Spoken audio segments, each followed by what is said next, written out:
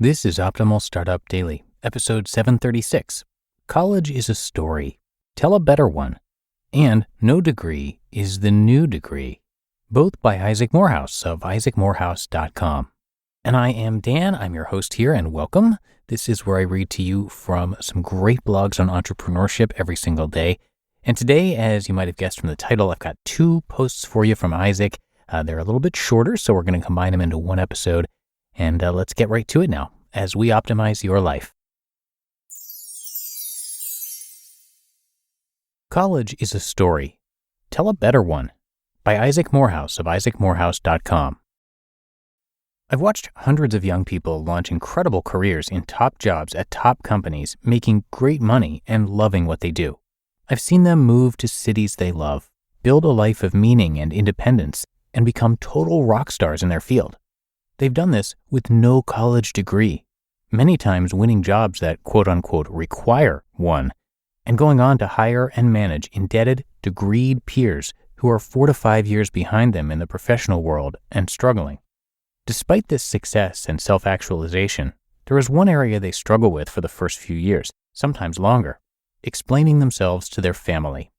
Friends and family rarely have the attention to learn what product management is, what your company does, why you're so good at it, or the future opportunities your network is making possible. Those are individual pieces of your life, and they don't know how to put them together. They want a story, a quick, easy-to-understand story. In fact, an incorrect, inaccurate story told about a person who's struggling will actually make them more comfortable than disparate facts about your success if not packaged neatly into a story they can understand. College is a story. It's an accepted story. It's an easy story. It's a story that makes people feel good about you. The story goes, you went to college, so you're doing well. You're succeeding. You're a good person. You are happy. You are okay. This story is so embedded in the subconscious of the culture that people will ignore any number of facts that fly in its face. You can be depressed and aimless, angry, in debt, clueless, frustrated, unemployed, unhappy, and sleepwalking through a life you barely tolerate. That doesn't matter. If you went to college, that simple story is all people see. Good for you. Congrats. So proud. No one has an answer for now what, nor a reason why they are so happy about the college story. They're programmed to be, and it's very difficult to question or rewrite that programming. If you deviate from the story, they wonder and worry. They can't easily check the mental success box. The solution isn't to fight with them and try to convince them out of it. The solution is to package the path you took into a better story. And it is a better story, if for no other reason than that you wrote it yourself instead of accepting a stodgy story that society foisted on you and simply playing out the script.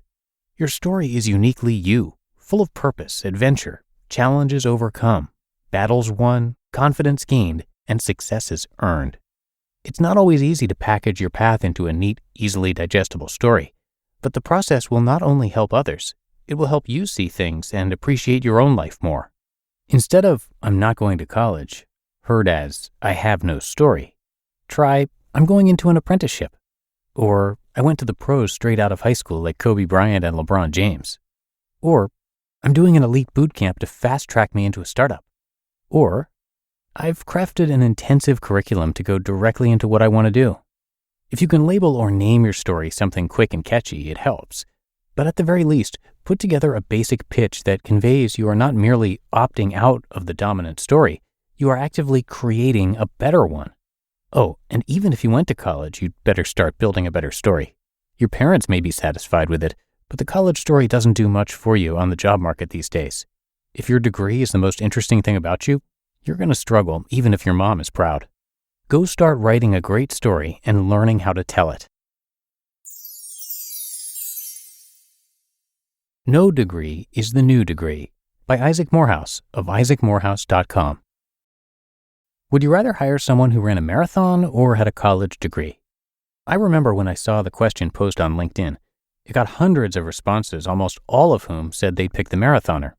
It turns out the story most young people have been told about the value of degrees on the job market isn't true, and it's getting less true every day. A few years ago, I talked to a business owner who turned down a candidate I passed along because he had a master's degree. He told me, quote, "He seems smart and has some skill, but he's been in school too long. It will take me too much time to get those habits out of him. Plus, I found people with advanced degrees tend to be entitled and assume they're worth more than they are." End quote. The famous venture capital firm Andreessen Horowitz developed a framework for evaluating which entrepreneurs were most likely to succeed with their startups. One of the strongest indicators was being a college dropout. The courage and out-of-the-box thinking needed to overcome social pressure and quit school was a bullish sign. All of these stories share one thing in common. A college degree doesn't do a good job of signaling employability. In fact, choosing not to get one can be a better signal. And no wonder. Employers routinely report that college grads lack basic skills they look for in new hires. In fact, less than 10% of employers think colleges do a good job of preparing students for the working world. A lack of useful skills is only part of the problem. Grads are saddled with debt, often taught absurd ideas from professors disconnected from the real world, and encouraged to see themselves as victims.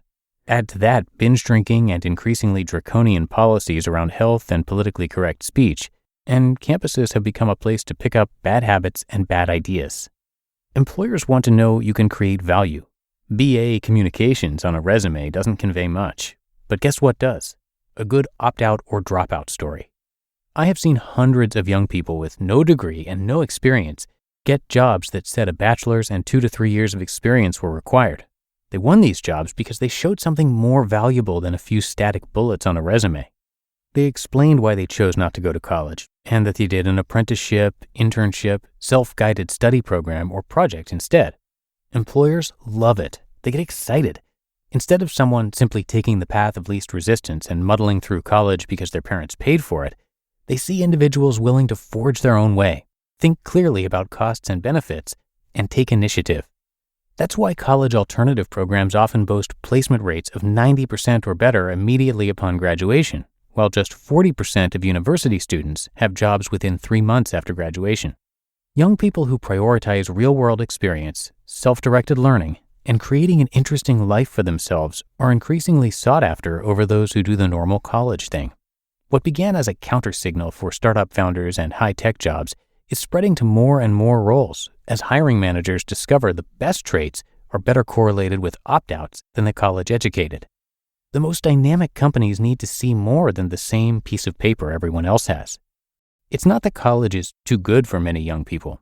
It's that more and more young people are too good for college. You just listened to the posts titled, "College is a Story, Tell a Better One," and "No Degree is the New Degree," both by Isaac Morehouse of isaacmorehouse.com. And thanks so much to Isaac, who is the founder and CEO of Crash, the career launch platform, and he previously founded and currently serves as an advisor to Praxis, a startup apprenticeship program.